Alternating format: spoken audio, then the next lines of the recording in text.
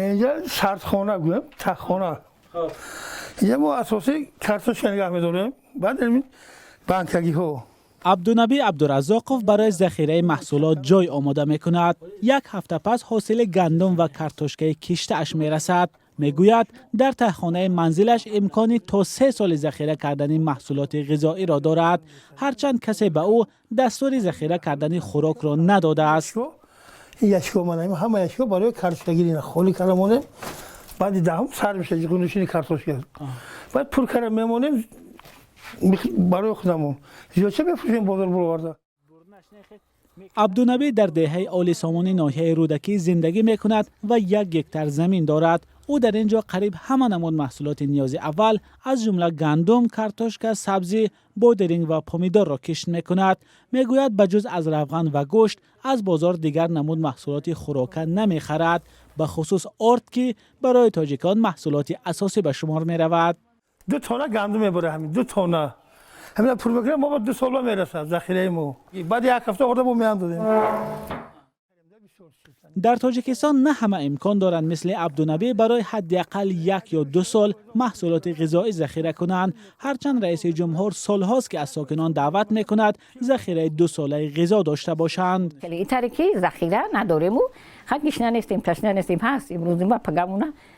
مهرنسا رحیمووا ساکن دیگر ناحیه رودکی از جمله نفران است که به گفته خودش زندگیش امروز به پگاه می‌گذرد. یک فرزند مهرنسا هفته پیش به روسیه رفته تا حال جای کار ندارد.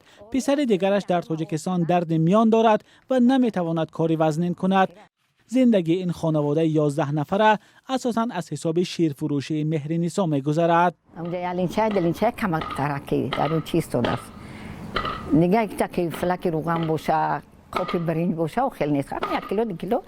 خاش شگر گشنه نمیمونیم تشنه نمیمونیم هر روزه رو چیمونه خودم میارم.